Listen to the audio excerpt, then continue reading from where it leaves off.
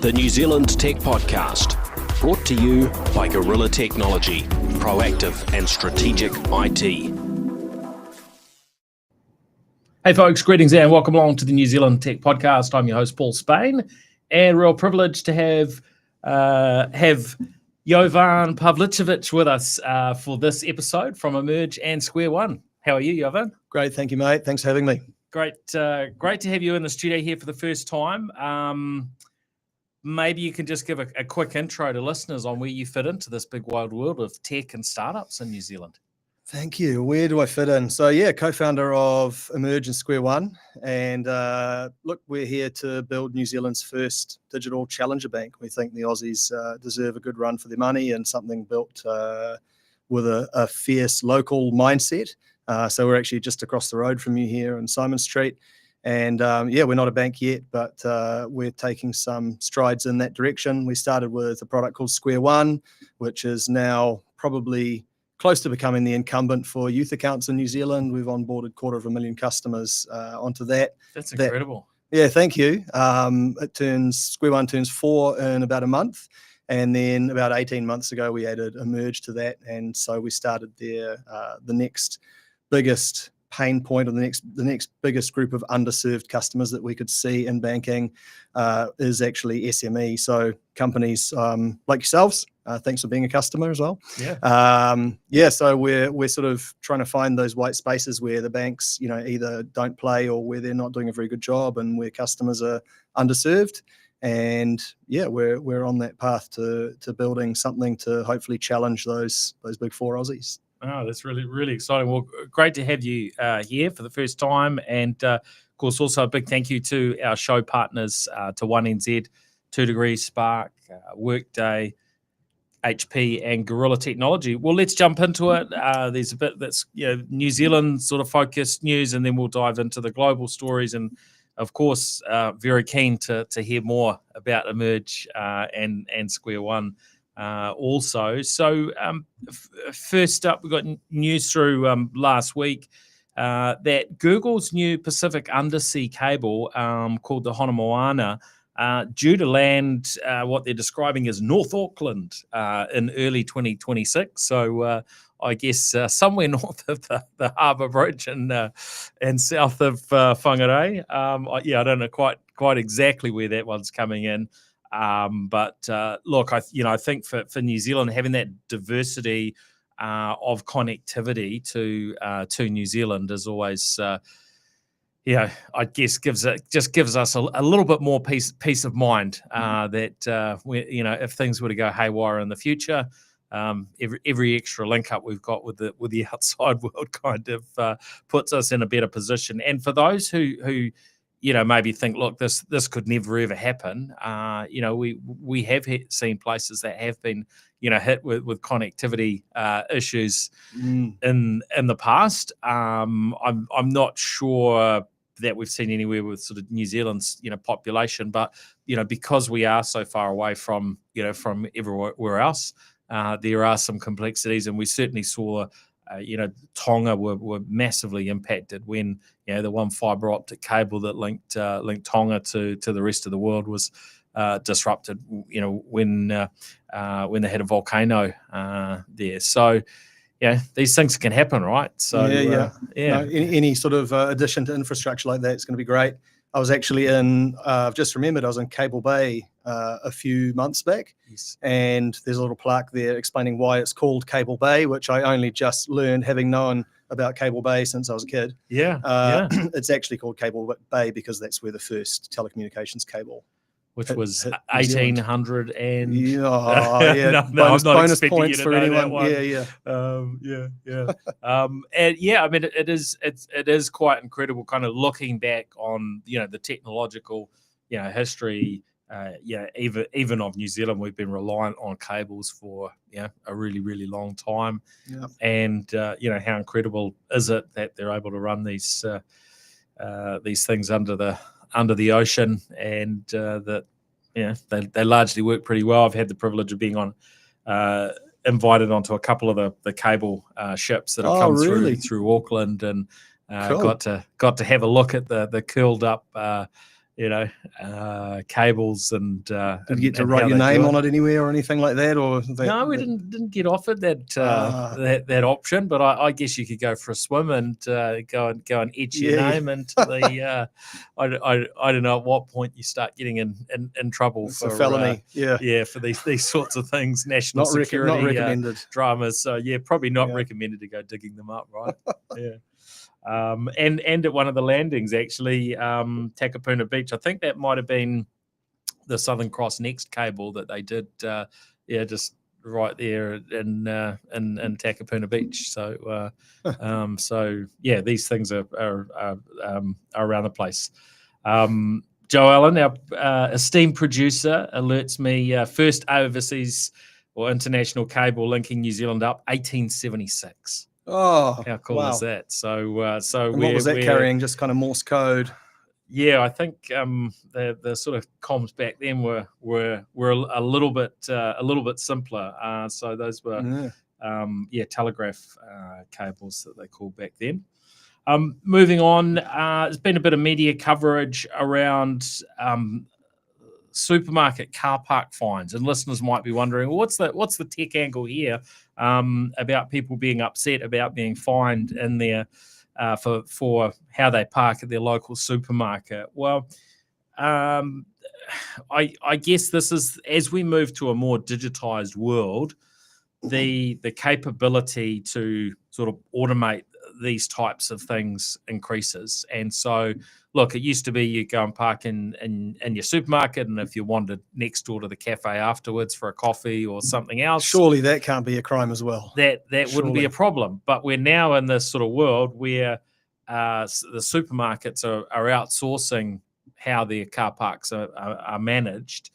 And so if you've got a company there that's looking at, well, how do we monetize this function, and they realize, as soon as somebody walks outside the border of the car park, and if we have the right sort of cameras, we can effectively geofence it. We can tell every vehicle that comes in, every person that gets out, and we can track where they walk. And if they walk beyond the boundaries, we can give them no, they don't do electric shock treatment. We can give them a ticket. I was just wondering whether like the halter collars could be adapted for, from cows to shoppers, but New World gets about half of my paycheck. So look, I'm as guilty as the next person of borrowing a very occasional park on I would have to say a fair use basis. Yeah. But I think, a more productive use of the fines would be for people who don't park their trolleys back. I think that's, that should be looked into. And I'm a bit of a dead eye. From about 20 meters now, I can slot a trolley straight back into the bay. Trolley bowling. Yeah. Okay. So I think that's where they should direct their energies. That could be a sport, actually, trolley bowling. I believe 20 meters. It actually is. That's impressive. You heard it here first. So I'll take the challenge. Yeah. Well, you could see, this is where you could put the AI cameras to good use, right? You recognize the participants and the players, and then those that have played the best, then they maybe get a discount on future groceries or something. That's it. And you've got to hope you don't get the trolley with the wonky wheel, like a non-regulation trolley. Or from 20 meters, you've left it go too far, and then the wheel comes off or something, and it veers towards the supercar that happens to be sitting in the car park. So anyway, I just think it's important we keep some discussion going around technology and digitization, because there's a lot of good that technology brings us, but at times there's that temptation to maybe leverage technology a little bit far. There are the challenges that technology, in and of itself isn't good. It's not bad. It's all zeros and ones, right? And that means that the technology itself doesn't have any inherent humanity to it. And so if we're not really smart around how we utilize it, we can end up with situations that aren't very nice, right? Yeah. Also in the news, I think there's the last. This was probably before I headed to Christchurch for the Aerospace Summit last week. we heard about IT Professionals NZ entering liquidation. They've had some ongoing financial issues, and those seem to have come to the fore. They've been an important part of, I guess, shaping New Zealand's tech sector and being a real support for the tech community over many decades. And so it's been announced they're expecting to cease operations following a special meeting coming up later this month, October 23rd. There are some discussions sort of underway as to sort of how to preserve some of the things that they've done. It's sad to see this sort of thing happen. However, I guess there's an element, times change, and for varying reasons, we don't always have in the future what we've had in the past. Some of that is because I guess some of the sort of services and functions of a community like IT Professionals NZ have moved into an online context. There's, I guess, a lot more content and access to things, globally online For now sure. that certainly wouldn't have been in the earlier days. And of course, there's so many events and different sort of community things that are going on within the broader tech space. But I think this will certainly leave a bit of a hole for the community. Yeah, hopefully someone can pick it up and like I say, take the salvageable parts out of it and keep something going there, at least the domain, and move it to a Discord. I don't know. Yeah. Now, I often encourage people to have a look at a website called Have I Been Pwned? And a lot of our listeners will be familiar with the Have I Been Pwned website, where you can go and you can put your email address and it will highlight how many data breaches or known data breaches that your email address has been linked to. And it can be quite a good sort of wake-up call for people.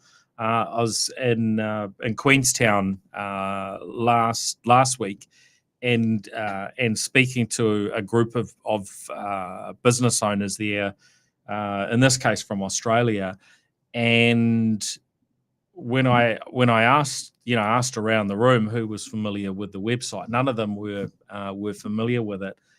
So it's quite encouraging to see what is happening from a government perspective, where they've made some sort of arrangement with Have I Been Pwned to make a local government endorsed website, which is called howexposedami.co.nz, and it's quite a slick site. And you go in, you use it in the same way as the Have I Been Pwned site. You put in your email address, and it will come back and highlight data breaches and down to sort of specific aspects of what data might have been breached. Well, I know what I'm doing as soon as I leave here. Okay, straight on the to-do list. Yeah. Go and have a check. And a lot of us have done these sort of things in the past.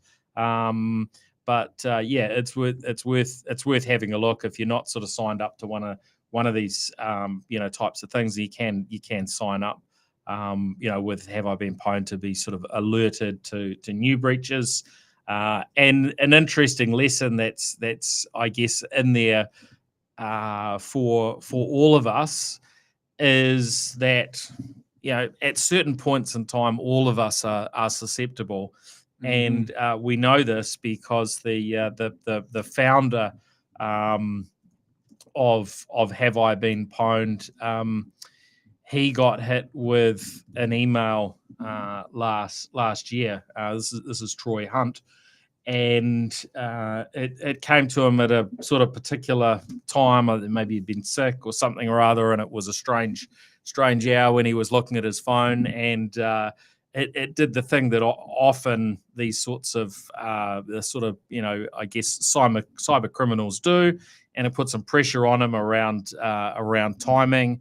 and he was, I think, maybe being alerted that his account for his email provider was maybe overdue and bill to pay. Oh no! Clicked through, didn't check the domain name, and he put in his username and password, Oh no! and instantly they took that and took a copy, of his database. So here's a guy who completely lives and breathes this stuff. He's an absolute legend in the cyber security community, and he fell for it. So, good reminder to all of us that none of us are going to be 100% perfect all the time when it comes to cyber things, and really good to be aware, making sure we're following all the best practices, and great to see New Zealand government really getting behind this, because I think as a country, and particularly when we look at our smaller businesses and our private individuals, I think there's a lack of realization for how at risk we are. So this new website, How Exposed Am I?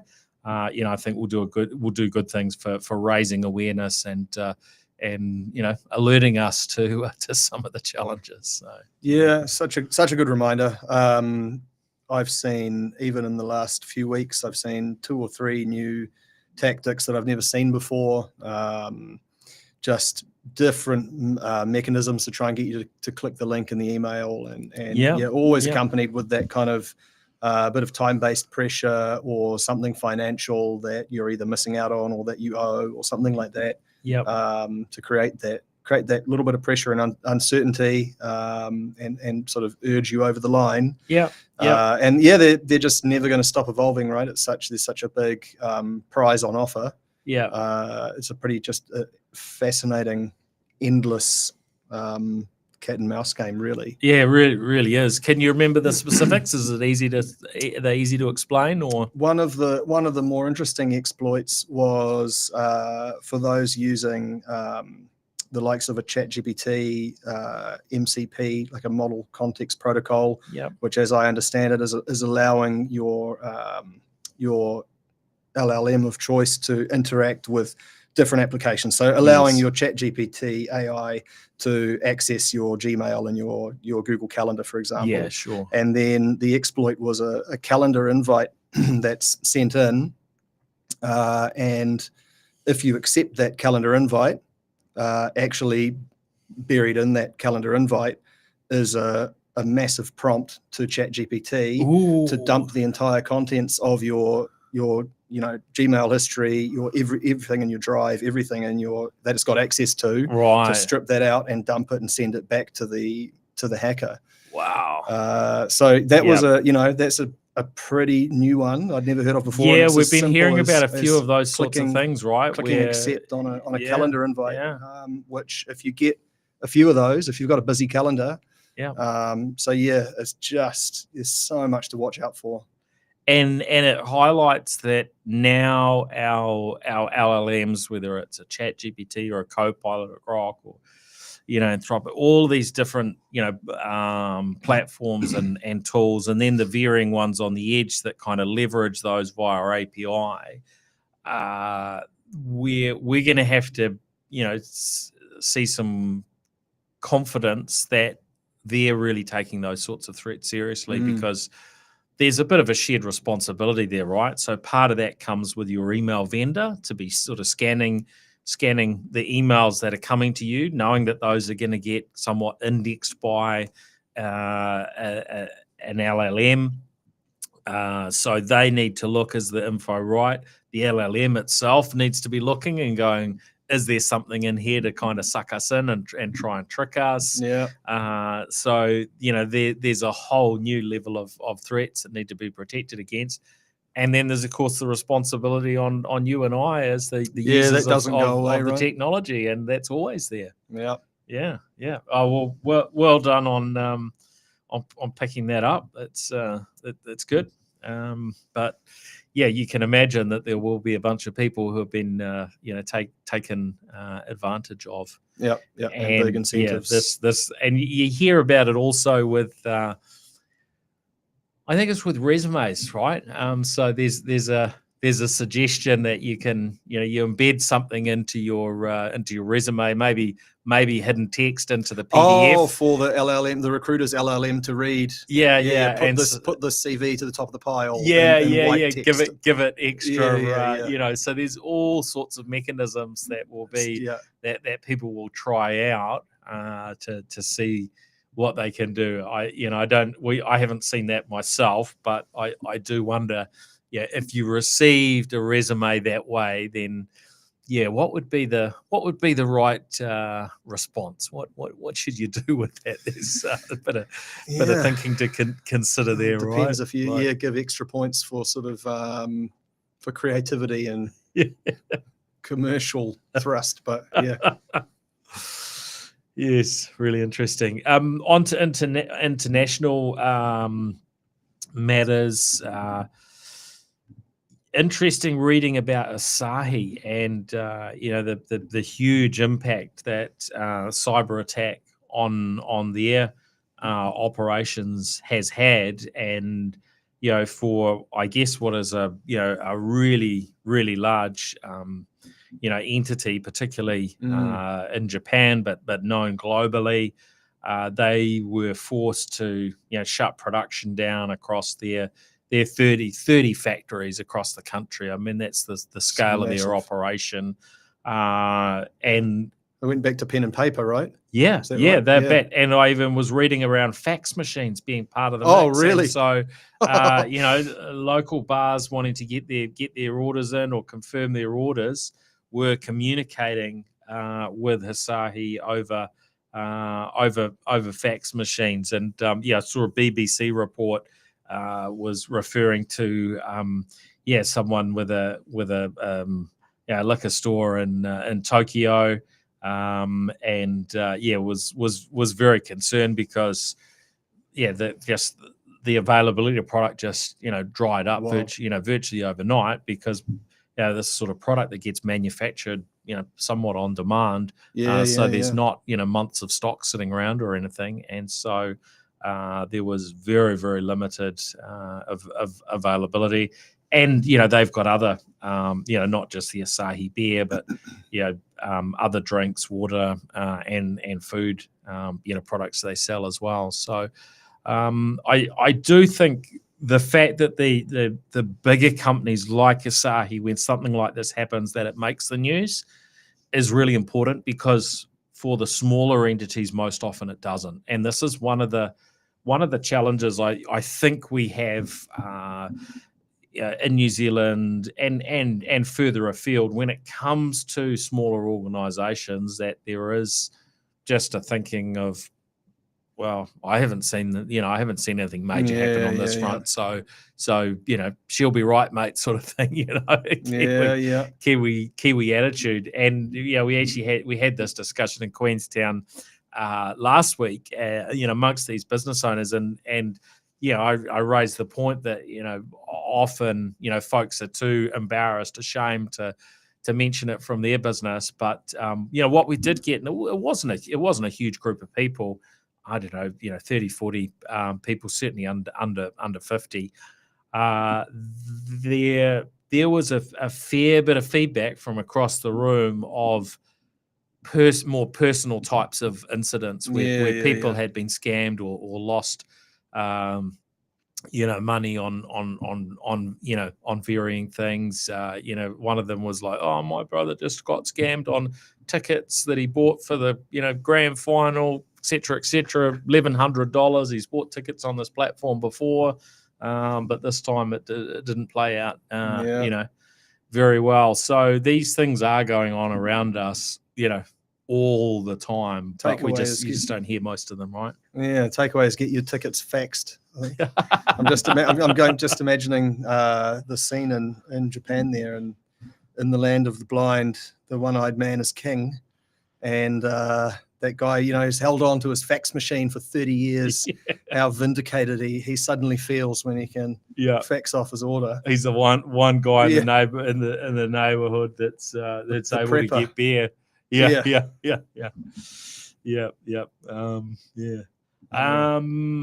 Also on the cyber front, we read a third-party breach linked to Discord through their support vendor exposed 70,000 users' ID photos, which including pretty critical information, passports and drivers' licenses. So these sort of issues kind of keep going on, and I think partly become part of a section of the debate, and you can probably look at it from two perspectives. But when we're looking at digital ID, I think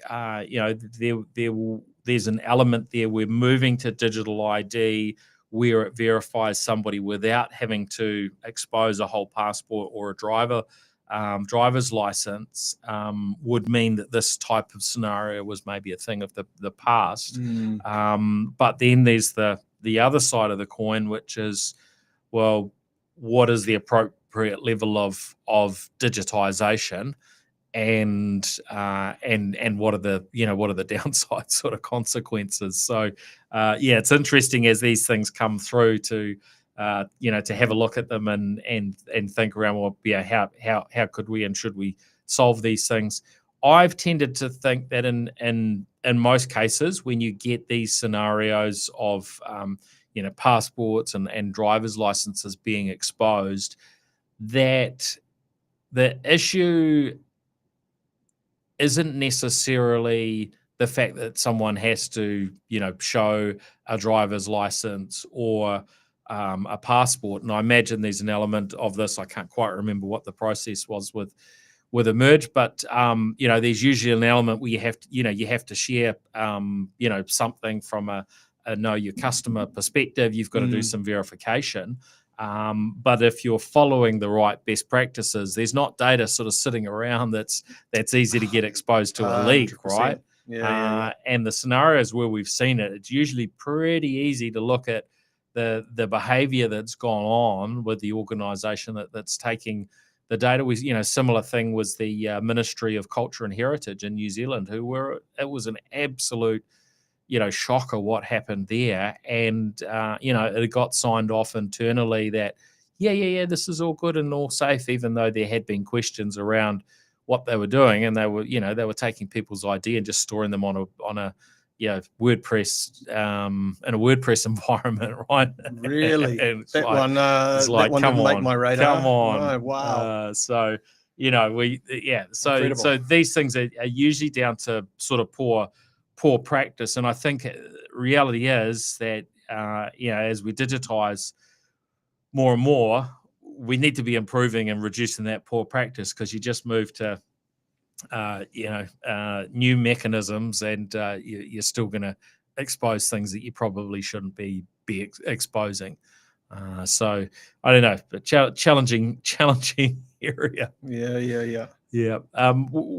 I mean, can you share a little bit without sort of giving too much away and exposing Emerge? But you've got to be able to get some information and clarity on who people are when they sign up to the platform. But I'm presuming you probably take that pretty seriously in terms of the data that you have to collect and how you store things. Yeah, we do indeed. So we're a DIA reporting entity. We have to follow to the letter of the law around KYC, know your customer, yes. AML, anti-money laundering, and it's a pretty key area for us when you'll remember onboarding to Emerge. You would have been asked for a driver's license or passport at that stage, and we do various things to again, as you say, without going too deep into it, we do various things to verify that you are who you say you are, and that you exist in other places as well, to give us a risk weighting effectively against you, or a confidence score that you are who you say you are. Your physical face matches what the documentation is. There's a whole range of checks. There's a lot of technology that sits behind it, and we've got a great compliance team. So it's a never one game. That one, it's one that we're always going to be working on and improving. It just never sits still. Yeah. Lastly, on the general news front, Trump has threatened China with sort of massive increase in tariffs, following, I guess, China making some what are being referred to as very hostile trade moves, including aggressive export restrictions on rare earths.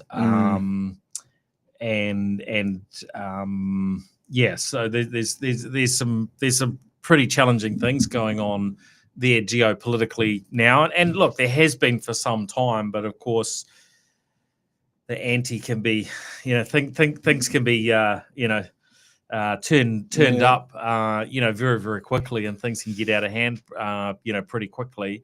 And I guess for those of us, wherever you are in the world, actually, we're very reliant on, at times, a small number of countries to ensure we get access to technology, to get access to food and data and so on. If China or the US decide to make things difficult, or mess around with tariffs, then the whole world gets impacted pretty quickly, right? Yeah. Interesting to see how that's going to play out. We'll see. I don't want to comment too much, but increasingly those things are kind of the backbone of everything. Those sort of minerals. It's pretty big deal. Yeah, I mean, there's just so much reliance on them when it comes to computers, batteries, cars, all manner of tech that we're so reliant on today. Yeah. You reckon it's a bluff, or do you think it's going to go through?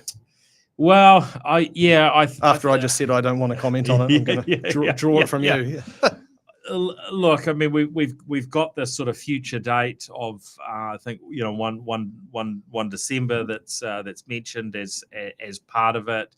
And look, this is always part of the picture as a level of trying to spread fear. It's part of the negotiating tactics, and then how it actually plays out.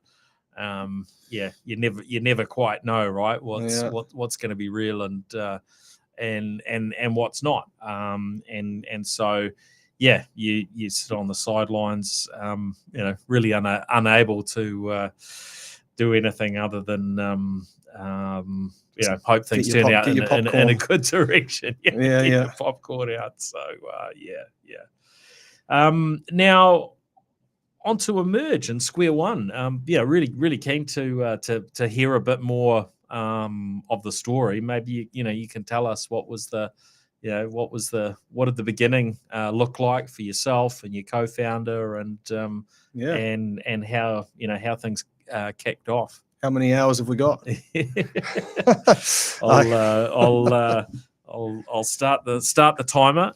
We're gonna limit this episode no more than 4 hours. Oh, perfect. Thanks, mate. That gives me a start on the first chapter. So if you want to go kind of right back to the genesis of it, I guess it was Jamie and myself as two co-founders and old mates. Our kids each started getting to that sort of pocket money school age.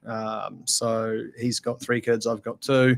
And they started getting to this sort of age around between kind of 5 to 8, where you're starting to have those conversations around, sounds like those conversations well as well. How are we going to get you a bank account? How are we going to, see about doing some jobs and earning some pocket money and saving towards a goal and understanding how it all works?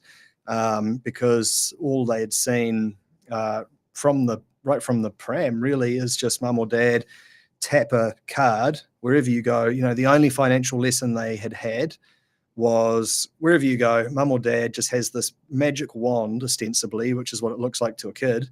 It kind of does to an adult as well, right? You just go wherever you want and pew, pew, and you just buy what you want, whenever you want, anytime, day or night, anywhere in the world.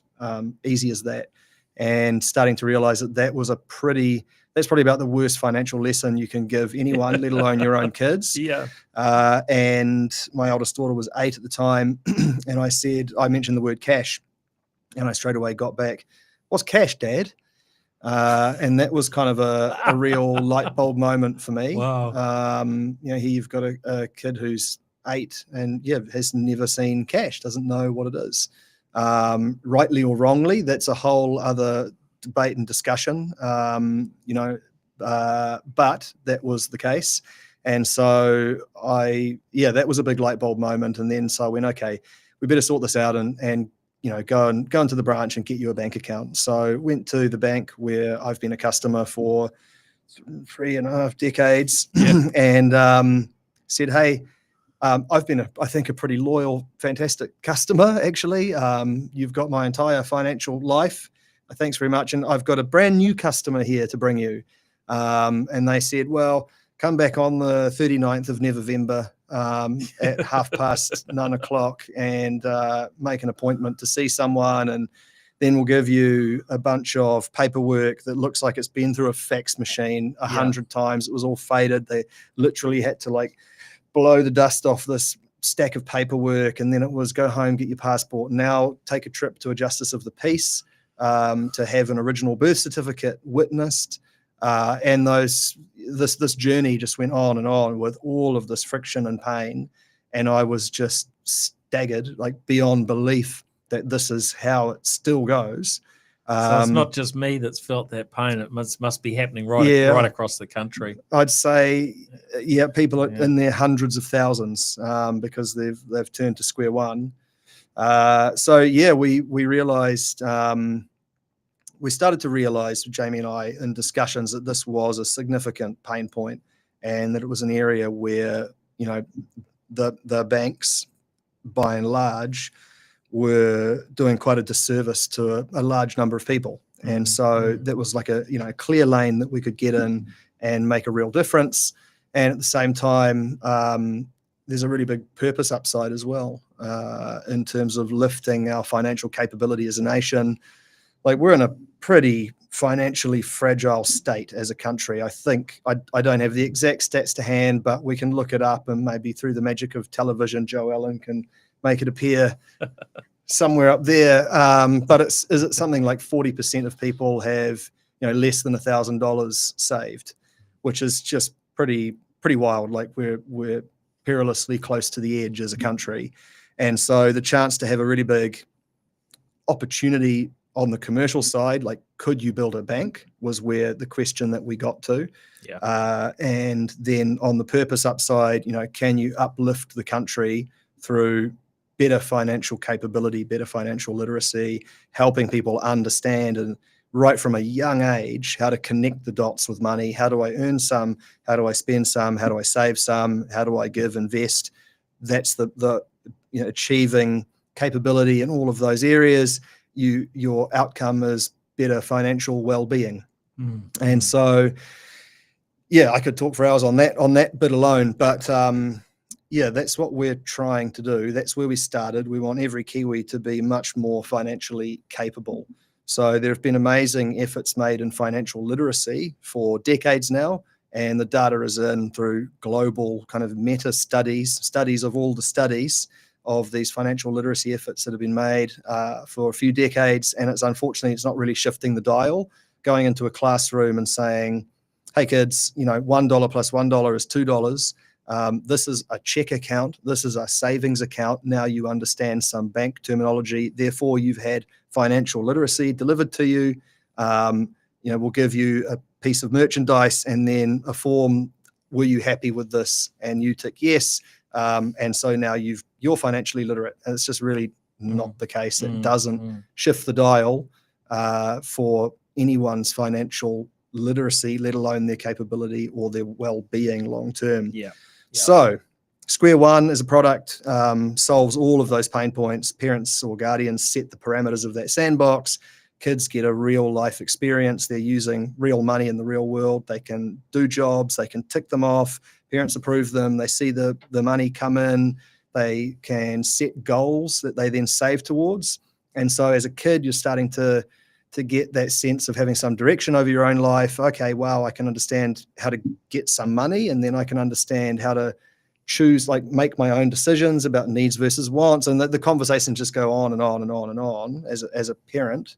And Square One gives you that platform and the toolkit to have all those conversations. And yeah, the results are looking really positive. The feedback from mostly from parents, but from kids as well. Is the big one from parents is they can't believe that their kids are this capable at age 8. They were thinking that their kids were going to have to wait till they were 18 to start being this capable around discerning the difference between needs and wants and setting some goals and direction for themselves.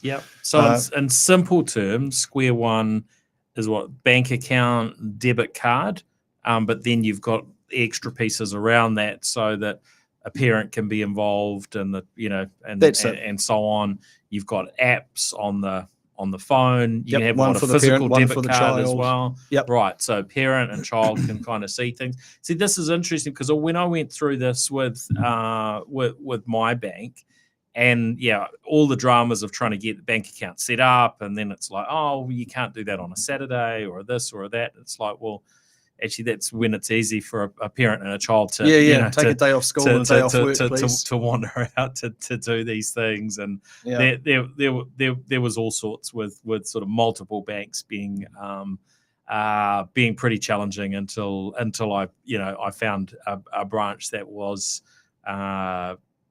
I don't know, they seem to care about their customer, which didn't seem to be the case with my local branch or local branches.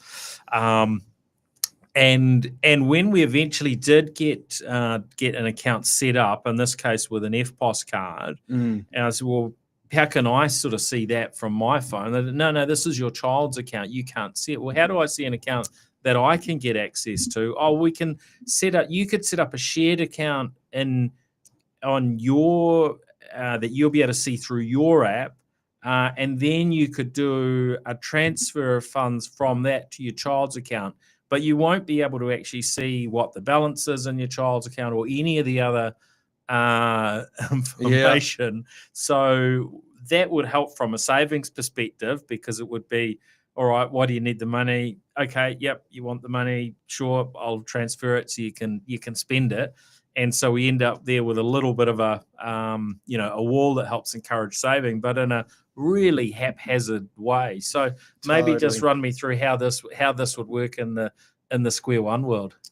Yeah, it was all of those things as well, right? For us, where I was trying to, but the bit that really blew me away on top of it all was, okay, we've got you an account and now we've put some money in there for my child. How does that customer view their own balance? Oh, that's not possible. And it's like I had to go and get the manager and finally get access to internet banking. And then it's like, manage your payees, apply for a mortgage, and you want a card connected to that. Like, no way. It was really like I was asking for sorcery. Yeah. So it was all of that led us to it. And so in Square One, the child view looks like earn, spend, save. And so those are the sort of 3 core pillars. Great. Earn gives you the dignity of actually, working for some money. And it's this is all stuff I think is as old as time. Like, I'm sure you would have had the similar lessons imparted to you in your youth. There's some money that can come for free, so you can set up automated pocket money. You can have free jobs, and you can have paid jobs. And I guess that echoes a theme that right the way through the design of the whole product, we were really careful, Jamie and I as co-founders, to not just kind of stamp our beliefs on how it should be done. Yes. Because how you manage money in your home is going to be different from mine. Everyone's got their own really firmly held beliefs about, oh, my kid shouldn't get paid to, make their bed, or actually, no, you should pay them. Because otherwise, how are they going to learn to work for money? So everyone's got their own view. So we've built this whole thing to cover every scenario of how, for different family values and how people think money should work. So you can have automatic pocket money, you can have free jobs, you can have paid jobs, And that, again, just is the platform that fosters all those great conversations. How is value created? And then, so that's the earn side. Kids can tick off jobs, and then it comes to a parent to approve, so that the kids can't work the system. Again, we've also been super careful to make sure it's massively inclusive. So it's not just for the family that can afford the latest iPhone for their 10-year-old. It also works for like a family that's sharing one $50 Android handset across the entire family, right? So we built a family mode where, everyone can access their accounts with their own passcodes through one device. That's awesome. It can work on mum or dad's device. It's pretty unusual, actually, to see that sort of foresight go into building this type of app. Have you come across others doing that before? Thank you. No, not necessarily, but we, I guess it just came out of good, robust debate between Jamie and I. We've got our own views as well about how it should work. And then we started to go, oh, actually, there's not just one way, there's 1,000 ways. And so we needed to make something that would work for everyone. And we really, I talked about that purpose element, and enabling Kiwi to be better with money is at the heart of everything we're doing. And we didn't want anyone to be left behind in that journey. Like, it really is like trying to be the rising tide that lifts all boats. So that's the earn side. They can tick off jobs and see it come in. The pocket money can be automated or not. On the spend column, I guess, if you think of the 3 columns, earn, spend, save, in the spend area, that's where you kind of manage all of your card controls. So that's kind of really cool. We were the first issuer in Asia Pacific, card issuer, to take the physical details off take the sensitive card details off the physical card. So if you look at your bank card, do you know why the embossing is on there? The numbers are embossed. I mean, back in the day, you used to use the physical, machine. Yeah, that's the only reason those numbers are embossed. Yeah, right. Yeah. And the last time we saw one of those was after an Asahi hack. So that sort of, it's a small detail, but it says an awful lot about the state of innovation in this country, in banking and financial services, at least, when, the banks would rather wear that annual fraud cost, which is in the, I don't know how many tens or hundreds of millions, we'd have to look it up. Well, having what's effectively huge. A PIN number on the back of the card as well, right? So having all that on the physical card, you've just like, wild. And I had this in the States a couple of weeks ago in a restaurant. They're like, oh, can we take your card and we'll get? And I'm like, no, you can't take my card. You've got to be joking. Yeah. Now, of course, my card's the number on the back's kind of covered up, but you can tear something off and get to it. I haven't completely destroyed it, but that's all debatable. But there's no reason in most cases for that to be physically there when we're carrying a device, or there's another way to hold that info. So that's a great move. Well, it says it. Thank you. I just think it's a really interesting illustration of that the state of innovation in banking, where that it's preferable to leave that as it is, because we can't be bothered. And we'll just wear the fraud losses. We'll wear all of that customer angst and heartbreak that's attached to it. Although banks are starting to step back from wearing the fraud costs, right? Yeah. So I'm certainly seeing sort of less and less. If something has happened, there's been a dramatic reduction, in how willing banks are to sort of wear the costs related to cybercrime. I think that goes through sort of cycles depending on regulator pressure as well. But as for context, we were a team of 5 people, and we were the first card issuer in Asia Pacific to make the physical cards, or to remove those details off the physical cards and provision them instantly in app. So not only are you removing all of that fraud risk and putting it behind biometrics, you are also like instant issuance capability, so that you can onboard in the app, you go through that, and then as soon as you've done that 2-3 minute onboarding, all of those card details are provisioned in the app for all of your kids. You don't have to wait for the physical card to come in the post, Yeah. ready to go with Apple and Google Pay, ready to use online instantly. Yeah, doesn't get lost in the mail, etc. It's just there. So we did that with a team of 5 people. The physical card still comes in the post a few days later. Yeah. But doing that with a team of 5 people versus if you look at the majority of bank cards, still they've got all those sensitive details on them, and that really throws into sharp relief, I think, how we think about things versus how it's being done and what New Zealanders are forced to put up with. That's great. That's now we've heard about the sort of Square One side of the business, which is the more that family side. Tell us about Emerge, which is I guess the sort of the bigger brand as it were, and this is where you've started with quite a big focus on serving the small to medium business market, right? Yeah, 100%. And again, thanks for being a customer. It's absolutely awesome. I really appreciate it. Well, I always like, listeners will know this. I like to try out any technology. It doesn't matter if it's the first Apple Watch. I was there in LA to get it when it was launched. Oh, or really? The first whatever. I enjoy trying out the technology and understanding sort of where it fits. Is it helpful, to Kiwis or not? And so, I like to try these things out, and Emerge was part of that. Keen to hear a little bit more, but certainly feeling pretty positive at this stage with the experience. Oh, outstanding. Thank you. I guess it starts with that bigger vision and ultimately helping every Kiwi to be great with money. Square One, there's kind of a cheeky clue in the name as well. We always knew that was just going to be the starting point. The bigger vision was always, could you build New Zealand's first digital challenger bank? So we're not a bank yet, but we are, making good strides in that direction. Emerge is the second phase of that vision coming to life. So Square One is still there and still doing amazing things. And Emerge is now the parent brand that sits over top of that. So Square One you can think of as kind of the on-ramp to the world of money.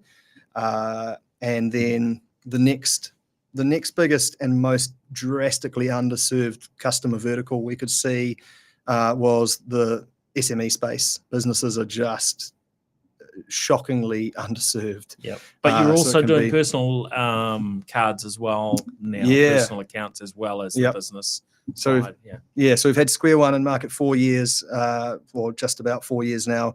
Emerge in market around 18 months now. So on the face of it, a couple of people said to me, that's like a really weird pivot to go from like kids accounts to business accounts. Like it's a weird pivot. But actually, if you zoom out a little bit and look at the longer term strategy, it's just about finding those lanes in that clear area where the banks aren't doing a good job. And so first it was youth accounts, then business, and now we're bridging that gap with personal. So that gives our Square One teens something to emerge into, or to graduate out of Square One into Emerge Personal. And personal is also a great place where people can get the experience and build trust and then move their business accounts over as well. So personal accounts live in market as of now. So that's great. And tell us a little bit around what you've built for the business, the market, and how that's kind of different to what folks might have been getting from their banks. It's probably better coming from you than me, and I may jump in with our experience. You can hold me to account on it. Good or bad, but no pressure with a live demo. We started again. I don't know. You start with identifying the problem yourself in a way. That's what we did with Square One when we were just tearing our hair out going, how can it, the classic American infomercial, there must be a better way. We were really at that stage with it. And then again, as business owners, going through all of the rigmarole, the hassle, and getting this real 1980s tech and product experience. And it was just blowing us away that this is where New Zealand is in 2025. Like, are we really still doing things this way? You're going to expect an employee to bankroll the company and for them to have to come in with a receipt. God forbid you lose it because it needs to be stapled to a claim form, and then someone's got to look at that and then type it into a spreadsheet, and then it's got to be, processed by someone else. 6 sets of hands looking at all of this data, and it just, wow, it was just mind-blowing that this is how we expect it to operate. You've got businesses that we were hearing constant horror stories of. It could be 6 and 7 months even just to open an account, even if you've been with that bank for decades as a personal customer. Then businesses we were talking to, we spend so much time talking to customers. So businesses we were talking to that, and really like tech forward, financially savvy businesses, proper operators, 50, 60 people in the team, well established and technologically enabled people and companies that would have one card shared between 60 people in the office. And it's like, who's got the card today? Well, someone's taken it on a trip to Christchurch, so no one has the card today. Then this subscription fails, or that card gets compromised, and all of our subscriptions are now failing because we can't get someone into branch to sign the paper to remove whatever, to make a change on that card. Just all of that is so utterly unacceptable. And we wanted to do something really different and drag us into 2025. So that's what we've built with Emerge. We set out to solve all those pain points.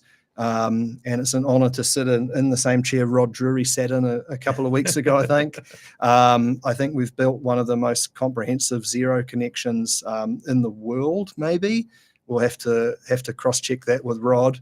But just trying to remove all of the friction points right through that process, from someone being able to make a transaction through to all the way right through to the accountant reconciling those accounts. So tell us about that Xero integration, because so many of our Kiwi businesses are using Xero. I know, there's a capability within the Emerge app to also basically tag a receipt in, right? Scan a receipt and link that to the transaction. You've got it. How does that work? Yeah, so I guess it starts at the transaction, and you're able to, after you make that transaction, you will also get pinged with a notification if you haven't uploaded your receipt. So you can either take a photo or a document scan or search your files, however you want. Again, a big part of our ethos is around. Can you email it? Email it to.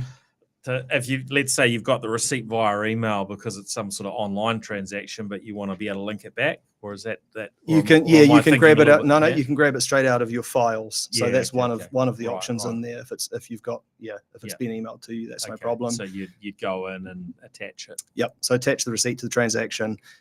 You can then we've built GL coding into the app as well.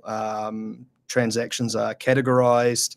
We've got a pretty fantastic long tail of merchants now, because we've got, I don't know how many tens of millions of transactions have been done on Square One now. I should look it up, but it's a lot. So you get a lot of data. Yes, a lot of data about all of those merchants, and we categorize them all. We pull in their logo, we pull in their address and contact details.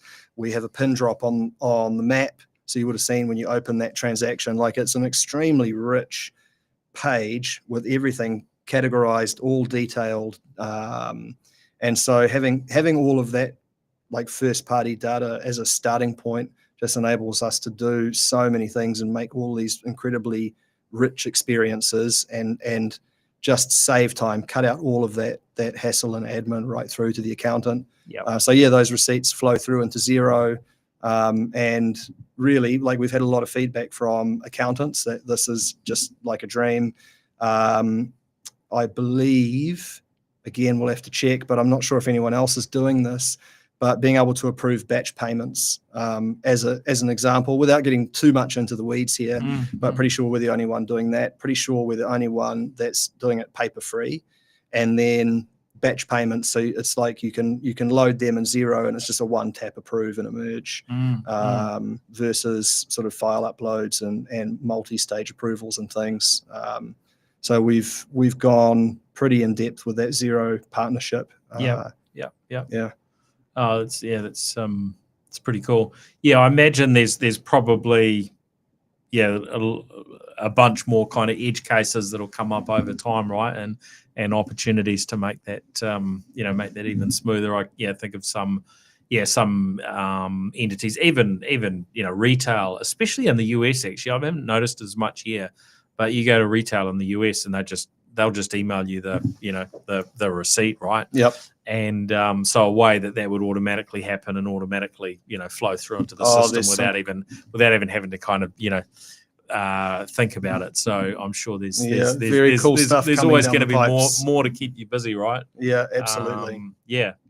But our experience has been it was really easy. I think a little bit of complexity with our business, with there being a family trust, owning shares, so that made some extra hoops to jump through, but it was still overall was a quick process, low stress, and then inviting staff so that we could issue them with cards. I was really surprised just how quickly, and I needed to do it for someone the other day. I was like, I'm going to set you up with a virtual card that you can have access to on your phone, your Apple Pay, Google Wallet, etc., and so on. And it would have been 5 minutes later. It's like, oh yeah, it's all done. I'm like, what? Yeah, I'd had forgotten how just how quick it was, because I remember there are those steps that you have to go through to prove who you are and so on. But it was pretty snappy. So stoked to hear that, and the whole team will be. And really, I'm just lucky to sit here and talk about it. But so much thought and diligence and heart and passion and research and brains has gone into making it such a simple thing for the customer. And there's a team of very passionate people behind doing all that and making it work. Being able to issue or generate sort of virtual cards, so you can have a card for subscriptions and varying things, pretty pretty helpful. I came across a situation with my, I'll call it legacy bank, recently, where I don't know, at some point I'd signed up for, I think it was some Xbox live subscriptions. Maybe we were having a bit of an event and we needed sort of multiple logins and so on. And I was, we'll sign these up and pay for them. And somewhere along the way in the rush, I hadn't kind of captured all of the details. So I call out the bank, say, I'm getting billed here for multiple Xbox Live subscriptions. We don't actually need that in our family. I only need one, but I can't for the life of me work out what the login is it's calling it, and that it's linking back to. Look, can you guys just kind of sort that out at your end? And they're like, cancel your credit card and start everything all over again. And mate. I'm like, I've got a whole lot of things linked back. And I'm like, so what would that look like? Oh, well, we'll cancel your credit card immediately today, and we'll get a new one in the mail that you'll get in a few days' time. And we can give you a number you can use in between. But I'm like, but I've got to transition everything. Oh no, that's too painful, right? And so the idea of being able to have these virtual cards and have a card just for say gaming subscriptions or whatever you want to. Well, I mean, in the business world, it's mostly going to be for different things. But we had one with a software vendor recently, actually, where they were.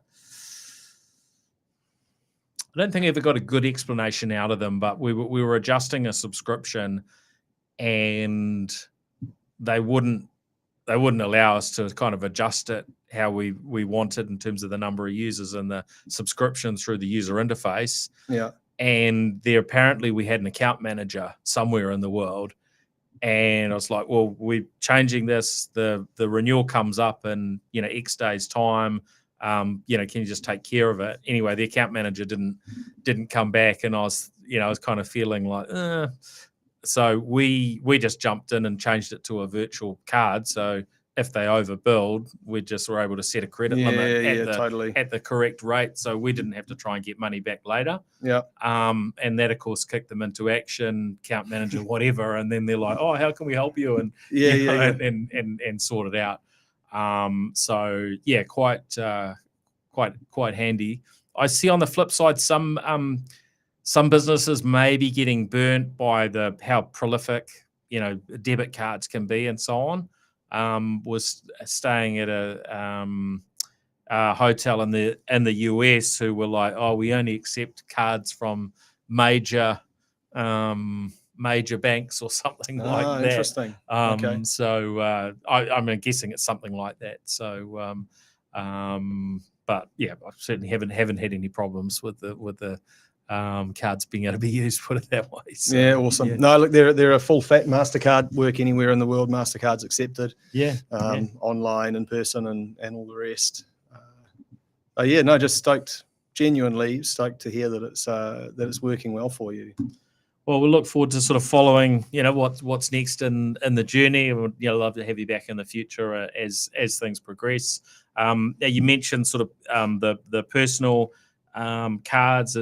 Presumably, that's just as easy to sort of get up and running on if somebody wants to try that out. I guess the capabilities are not going to be as developed as in the other areas because it's a new thing. You got it in one. It's actually even quicker. Like you're talking a couple of minutes from downloading the app to being up and running completely. So really excited about what that means because, as I say, that's that graduation pathway from square one into the rest of your life effectively. That was always the vision, to serve customers for life. And there's some serious innovation that we're launching with. I think I can probably talk about it here. When will this go? Oh, this is live stream now, isn't it? Yeah. It's sort of fine. You're the founder. You can make these decisions on the fly. There's a massive topic around fair access and financial inclusion, and this is coming from government. This is coming from the regulators, RBNZ, FMA. Yes. It's a really big topic. People that are either underbanked or unbanked, and it's not the case that everyone can walk into a branch and produce suitable forms of ID and here's my last 3 payslips and here are 2 utility bills in my name. And there's a ton of reasons why you might be in that situation. It might be that you're like leaving home, leaving school for the first time. It maybe we've talked to people in foster homes, people with disabilities, elderly parent. There's so many reasons why you might be in that position. And so we believe, as does various political parties and various regulators, that access to something as fundamental as banking is more or less a human right. Like everyone needs to be able to access these facilities. So we've built something that caters to those people as well, which is like a serious first for New Zealand and something we're super excited about enabling. Goes right back to that idea of helping every Kiwi to be great with money. Starts with fundamentally, it starts with just access to the system. It goes right back to the ethos that underpins Square One, helping people to be great with money. Really excited about what that's going to mean. And we're just in the process of going live with that now. So if you're in your app store, you can download Emerge and you can set up with a personal account in a couple of minutes. There's some beautiful design touches throughout. Hopefully that's shone through in your business experience as well. The UI and the design and the brand, we put a lot of attention and care into those areas as well. And with personal, we've got license, I think, to be a bit more fun, a bit more interesting with the design and stuff. So there's some really cool, unique Kiwi touches as well.